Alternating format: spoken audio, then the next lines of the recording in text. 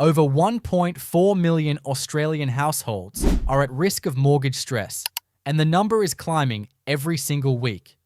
Families who once felt secure are now struggling to keep the lights on, choosing between groceries or paying the rent. It's not just happening in remote towns or outer suburbs. This crisis is creeping into major cities, impacting everyday Australians who never imagined they'd be in danger of losing their home. So what's really going on here?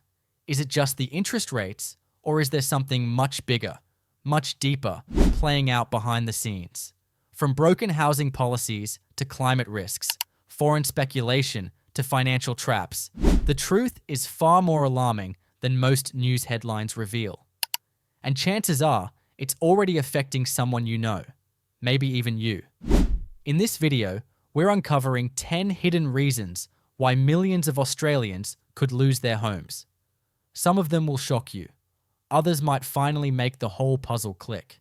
But one thing's for sure, you need to know what's coming. Number 1. Rising interest rates. Just a few years ago, Australians were enjoying historically low interest rates, some as low as 2%. Fast forward to today, and those same rates have more than tripled, pushing many families to the financial edge. For someone with a $600,000 mortgage, a jump from 2% to 6% means over $1,200 more each month in repayments. That's not just a number. It's the grocery bill, the school fees, the family outings. Gone. And it's not just first home buyers who are feeling the heat. Millions of Australians on variable rate mortgages are now trapped in a financial storm they didn't see coming. Every time the Reserve Bank hikes the cash rate, household budgets shrink further, and mortgage stress spreads like wildfire. According to recent reports, over 50% of mortgage holders are already struggling to meet repayments, and it's only getting worse. But here's the most frightening part. Many Australians are stuck with loans they can't refinance. Why? Because the value of their homes has dropped, or their income no longer qualifies under tighter lending rules. They're locked in, cornered, and for thousands, the next rate increase could be the final nail, forcing them to sell or face foreclosure. This isn't just an economic cycle, it's a full-blown housing crisis in the making. Rising interest rates aren't just lifting numbers on a graph. They're tearing apart the financial foundations of everyday families, forcing them to make impossible decisions. And the scariest question remains, how high will rates go before something breaks? Number 2. Wage stagnation versus housing costs. For years, Australians have been told to work hard, save up, and buy a home. But what happens when you work just as hard, or even harder, yet your income stays the same while everything else skyrockets? That's the brutal reality millions are facing today. While the cost of living and housing prices have soared, wages have barely budged. In fact, when adjusted for inflation, real wages in Australia have gone backward over the last few years. Let's break it down. The average full-time weekly wage has risen by just 2 to 3% annually, but in that same time, housing prices jumped by over 20% in some cities. Renters aren't spared either. Median rents in places like Brisbane and Perth have surged over 30% in just 2 years. This growing gap means that more and more Aussies are spending over 40% of their income on housing alone, leaving little for savings, emergencies, or even basic needs. And it's not just affecting the lower income population.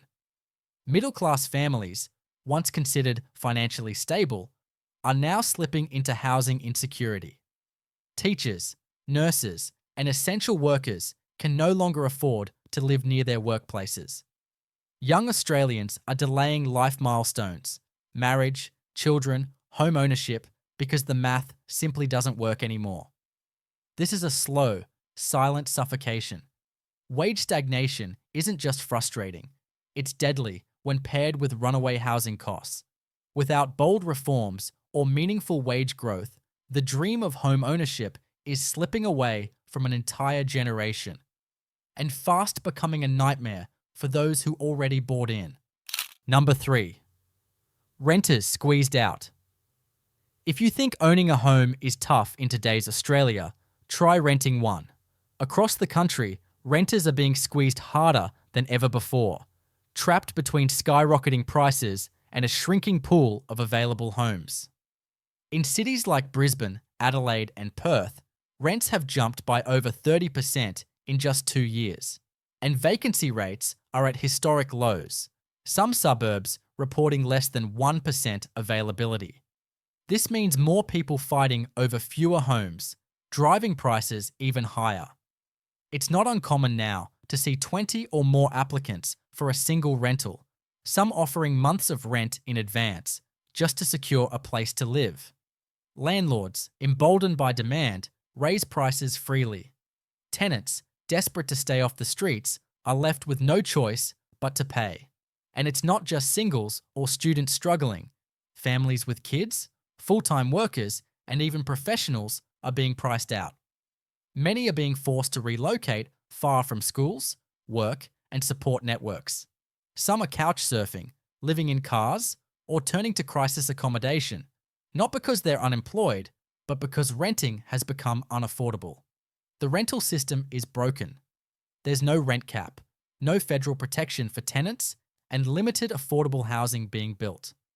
Add to that short-term rental platforms like Airbnb, which take long-term homes off the market, and you have a perfect storm that leaves renters crushed. Being a renter in Australia is no longer a stepping stone. It's a full-blown financial trap.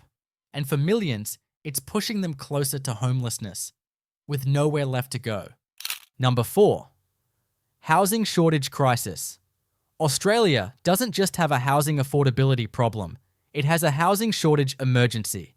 According to industry experts, we are short by at least 200,000 homes nationwide, and the gap is growing every year. The demand is skyrocketing, fueled by population growth, migration, and household formation, but the supply simply isn't keeping up. Why? A tangled mess of zoning restrictions, lengthy approval processes, construction delays, and lack of government coordination is choking the pipeline. In many areas, it can take years just to get building approval, let alone start construction. Developers are backing out due to high material and labour costs, while state and local governments argue over who should take responsibility. Meanwhile, first home buyers and renters are caught in the middle, left to battle over a shrinking number of available properties. It's not just about numbers, it's about where the homes are. Even when new housing is built, it's often in areas far from jobs, schools, and public transport, making it inaccessible for most Australians. Affordable housing projects remain underfunded, and social housing stock has barely grown in decades, despite rising homelessness and demand. And here's the kicker. Even if we start building today, it won't fix the crisis overnight. Housing construction takes time, and the damage is already done. This is a crisis that's been years in the making, and the cost of inaction is now being paid by everyday families. Without urgent action to build smarter, faster, and fairer, the shortage will turn from a crisis into a collapse. And when homes run out, stability does too. Number 5. Foreign investment and property speculation. It's one of the most controversial and emotionally charged parts of Australia's housing crisis: foreign investment and rampant property speculation. For years, wealthy buyers from overseas have been snapping up properties across major cities, often paying above-market prices in cash. While that may sound like good business, the reality on the ground is very different. Locals are being pushed out, priced out, and left behind. Many of these homes are left vacant, used as investment vehicles rather than places to live. In some high-end suburbs of Sydney and Melbourne, entire apartment towers sit in silence. No lights on, no families inside. It's not a housing market anymore. It's become a stock market for the ultra-rich. This demand drives prices up not just for the top tier, but for everyone down the ladder. But it's not just foreign buyers. Speculators and property flippers within Australia are also fanning the flames, buying multiple properties, sitting on them, and selling when the prices peak. With tax perks like negative gearing and capital gains discounts, the system rewards speculation over stability. Regular families trying to buy their first home? They're left competing with investors who treat housing like a game. The outcome? An increasingly unaffordable, unstable, and unfair housing system. Homes should be for people, not just for profit. Until the rules are rewritten, the average Aussie doesn't stand a chance in this rigged game. We put heart, time, and a whole lot of research into these videos. If you found value in this one, drop a comment below and tell us which reason hit you hardest. And don't forget to subscribe. It's just one click, but it means the world to us. Number 6. Climate risk and insurance collapse. What happens when your home becomes uninsurable? That's not a hypothetical question. It's a terrifying reality already unfolding across parts of Australia. From flood-prone Queensland towns to bushfire-ravaged areas of New South Wales, the threat isn't just natural disasters, it's what comes after. Insurance companies pulling out, premiums skyrocketing, and entire regions left exposed. In the last few years alone, Australia has seen record-breaking floods, fires, and storms, and insurers are sounding the alarm. In some communities, home insurance premiums have risen by over 300%, with some homeowners facing annual bills of $10,000 or more. Others are simply being denied coverage altogether, effectively stranding families in homes they can't sell, can't insure, and can't protect. This creates a dangerous domino effect. Without insurance, banks may refuse mortgages. Without mortgages, property values plummet. Communities collapse, not because of the disaster itself, but because of what comes next. It's a climate-triggered housing time bomb, ticking quietly in the background. And here's the worst part. Many Australians don't even know they're at risk. Climate modelling is complex, and disclosure laws are weak. You could buy a home today, only to find out next year that it's uninsurable, or worse, uninhabitable. This isn't just about weather, it's about survival. It's about a broken system where nature meets neglect and ordinary people pay the price. Climate risk isn't coming, it's already here. And it's reshaping the very map of where Australians can safely live. Number 7. Government policy gaps. Behind every crisis is a failure of leadership, and when it comes to housing, Australia's policy gaps are both glaring and growing. While everyday Australians scramble to keep a roof over their heads, governments at all levels seem to be stuck in a cycle of short-term fixes and political spin, with no long-term vision in sight. Despite the housing emergency being on full display, meaningful action has been limited. Federal and state governments have launched schemes like first home buyer grants and stamp duty concessions, but these often fuel demand without increasing supply, pushing prices even higher. Meanwhile, investment-friendly tax policies like negative gearing and capital gains discounts continue to benefit property investors over first-time buyers. Even worse, public and social housing has been neglected for decades. Australia now has one of the lowest rates of social housing in the developed world. Thousands sit on waiting lists, while governments sell off or underfund the few homes that remain. Promised solutions are too little, too late, and often get lost in election cycles and bureaucratic red tape. There's also a serious disconnect between levels of government. Local councils may block high-density developments due to community pressure, even when there's federal funding available. The result? Delays, missed opportunities, and a worsening crisis. This isn't just bad planning, it's systemic neglect. Without bold reforms and true collaboration across political lines, the housing crisis won't just continue, it'll spiral.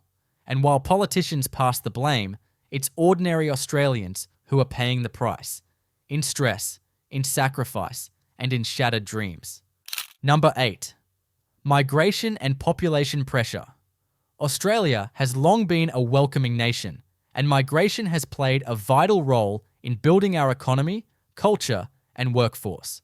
But in recent years, record population growth has collided with a housing market already on the brink, creating intense pressure on both supply and affordability. In 2023 alone, Australia saw over 500,000 new arrivals, the highest net migration figure in history. That's equivalent to adding a city the size of Canberra in just 1 year. But while our population boomed, the number of new homes being built didn't even come close to keeping pace. The result? More people competing for fewer homes, driving up prices and rental demand almost overnight. It's not about blaming migrants. They're not the cause. They're part of the equation. The real issue is poor planning. Successive governments welcomed high migration levels without ensuring the infrastructure, housing, and urban development was ready to support it. Schools are overcrowded, transport systems are strained, and housing is scarce, especially in major cities where most newcomers settle. This mismatch has ripple effects. First home buyers are priced out, renters face bidding wars, and social cohesion starts to fray as communities feel the strain. Instead of coordinated, balanced growth, we're seeing chaos and congestion. Migration should be a national strength, but without smart policies, investment in infrastructure, and a housing strategy that matches our population ambitions, it quickly turns into pressure. And in today's climate, that pressure is being felt hardest in the one place people should feel safest: home. Number 9. Mortgage stress and defaults. What happens when you're working full-time, doing everything right, and still can't keep up with your mortgage? That's the harsh reality for millions of Australians currently facing mortgage stress. Defined as spending over 30% of household income on repayments, mortgage stress is no longer a fringe issue. It's fast becoming the new normal. Recent figures reveal that over 1 in 3 mortgage holders are now under significant financial strain, with thousands more just one rate hike or unexpected bill away from breaking point. With interest rates rising and wages stagnating, households are dipping into savings, maxing out credit cards, and delaying essentials just to stay afloat. But eventually, something has to give, and it is giving. Mortgage defaults and forced property sales are on the rise, particularly in outer suburban and regional areas, where many stretched themselves to buy during the housing boom. Families who once felt proud to own a home are now receiving letters from the bank, or worse, facing auction signs on their front lawns. What makes it worse is the emotional toll. The shame, stress, and anxiety of losing a home can tear families apart, affect mental health, and leave lasting scars. This isn't just about numbers. It's about real people, real dreams, crumbling under the weight of a system that set them up to fail. Mortgage stress is the silent killer of the Aussie dream. Without serious intervention, more and more families will be forced to make impossible choices. And for many, the next chapter may begin not with a key in hand, but with an eviction notice. Number 10. Lack of long-term urban planning. Australia's housing crisis didn't appear overnight. It's the result of decades of poor planning, short-term thinking, and political inaction. While our cities grew taller and suburbs sprawled wider, the critical question was ignored. Are we building for the future or just reacting to the present? Too often, urban development has been driven by profit, not purpose. High-rise apartments built without nearby schools, hospitals, or public transport. Suburban estates with no jobs, parks, or reliable infrastructure. The result? Commuter chaos, disconnected communities, and families isolated in housing deserts, far from the services they need to thrive.